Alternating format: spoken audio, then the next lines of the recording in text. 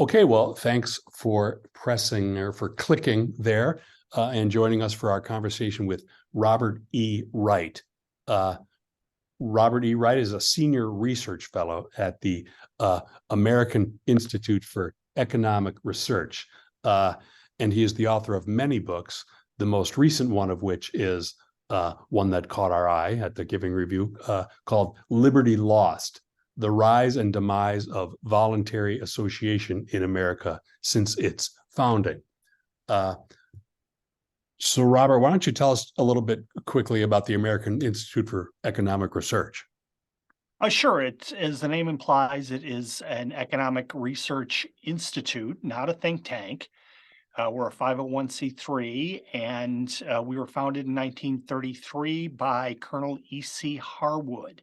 And we focus on fighting collectivism and espousing sound money, which could mean anything from the gold standard up to just having the Fed focus on price level stability instead of climate change or full employment or various so-called woke initiatives.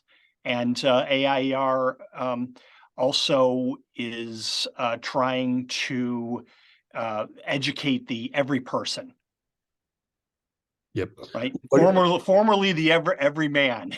Oh, got it. Right. The common person. Right. So we try to write things that are correct, but also write them in a way that regular people can understand. Accessible.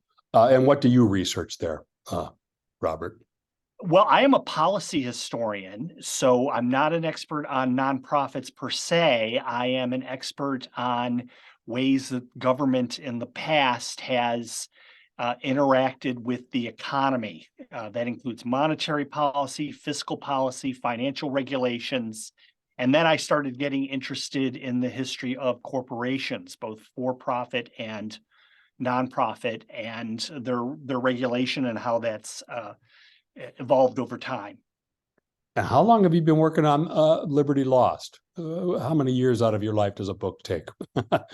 Well, I never work on a book full time. So I started working on Liberty Lost essentially the day that my book Corporation Nation was published in late 2014. Corporation Nation was about for-profit corporations in the United States that received formal charters before the U.S. Civil War. And I had a large grant that allowed me to hire research assistants who went through all of the state statutes looking for-profit corporations. And along the way, the researchers would contact me and they would say, hey, what is this thing? And I'd be like, oh, well, that's a nonprofit. And just kind of mark that down in my brain. And then once Corporation Nation was done, I started to seek grants to get research assistants to do the legwork on nonprofits. And so that started in 2014. So it's been almost 10 years.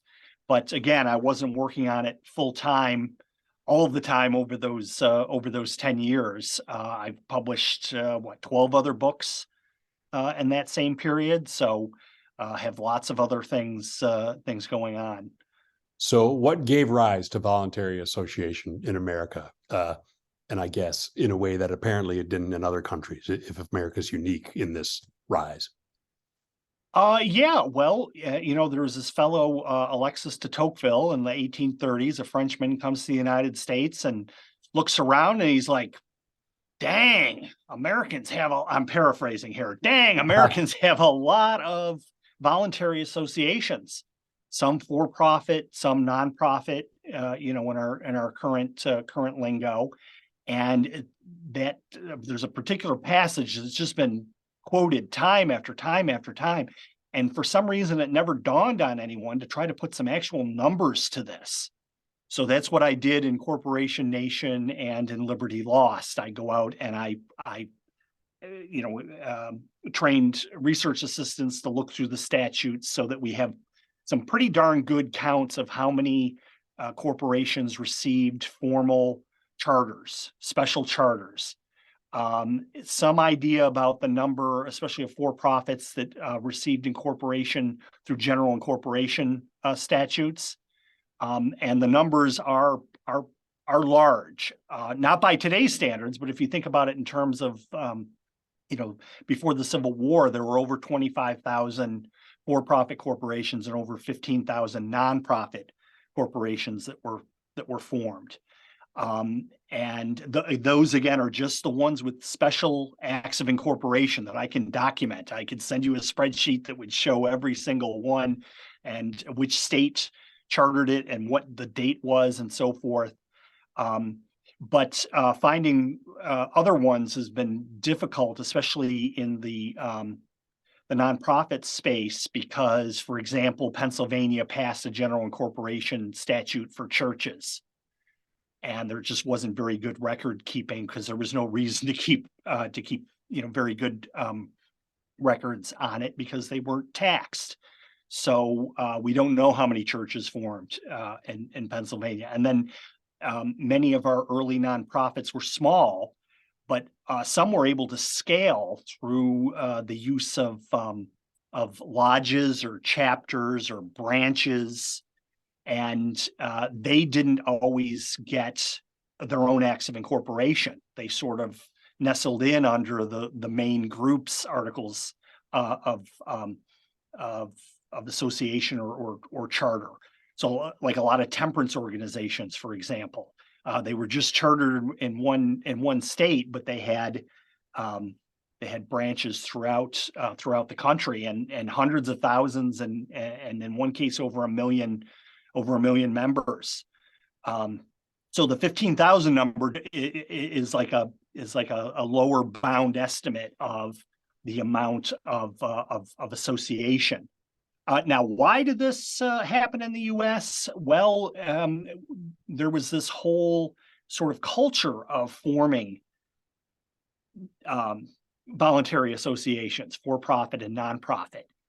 There's a wonderful book that I didn't write by somebody who's now head of the Library of Congress about this, and it was just something people learned, even in public schools, and the schools back then were very much public schools, unlike the government schools we have today. They tried to create, a public sphere outside of government, and they would tell people, hey, if you see a problem and you want to try to fix it, this is how you go about it. You get with some of your neighbors and you form articles of association and you spell out the rules that your organization's going to follow. And if an individual or a group of people didn't know how to do this, someone within their social circle did, or knew a lawyer who could draft the things. So it was just part of knowing what to do. Just part of being an American in that period was forming and joining voluntary associations for and nonprofit.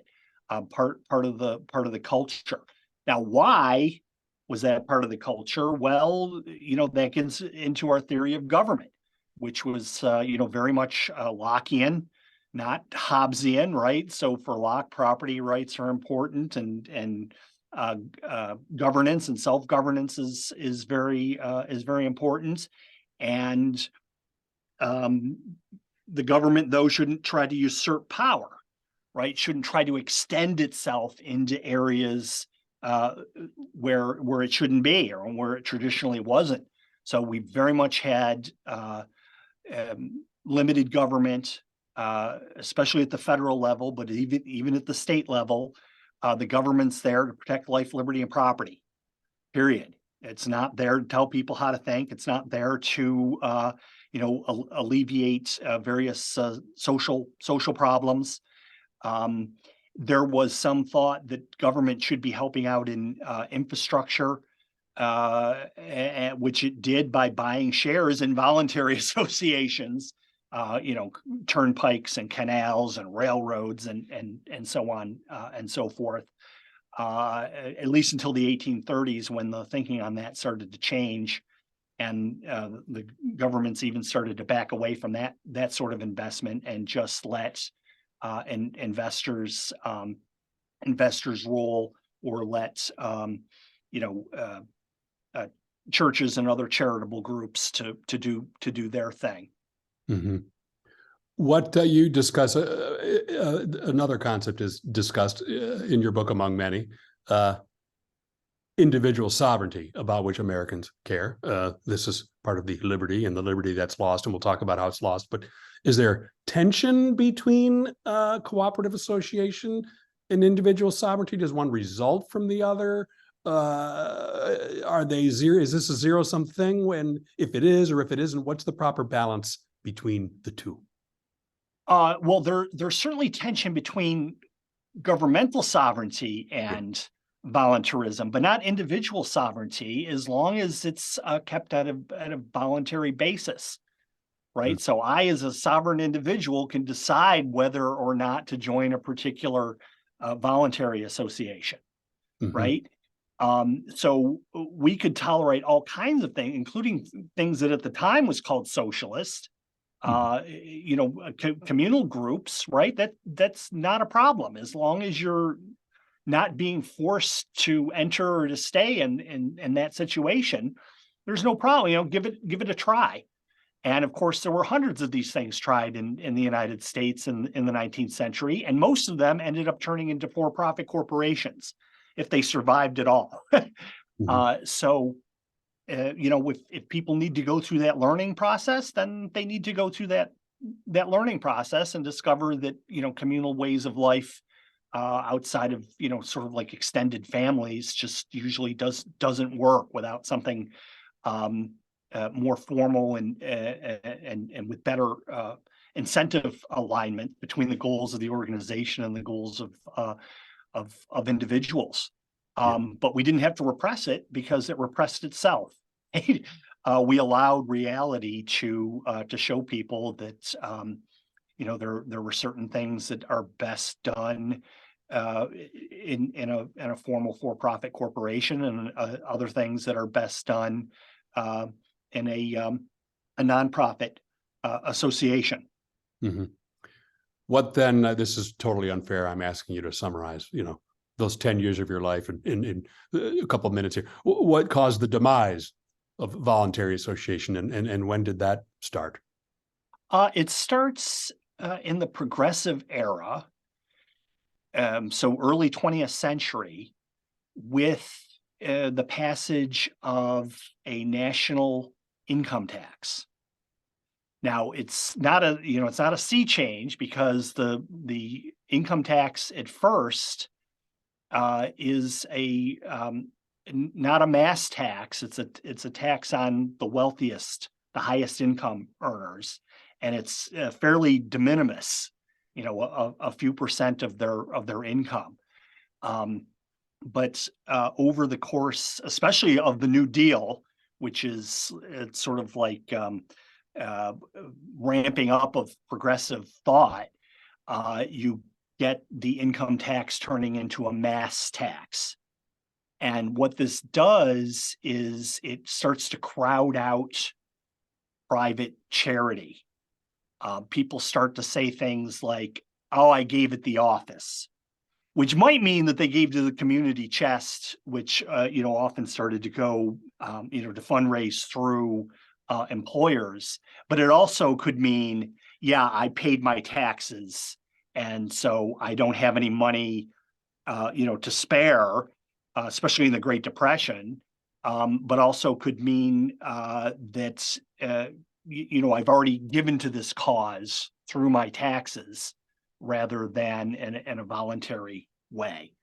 Mm-hmm. And of course, this decreases liberty, because under the old system, we meaning the people making individual decisions about our dollars and time, were deciding which causes to support and in which ways. And it shifted it to government politicians and bureaucrats deciding how money would be spent to address various social ills. Mm-hmm. Well, why don't we end with part one there and pick up with part two in a bit?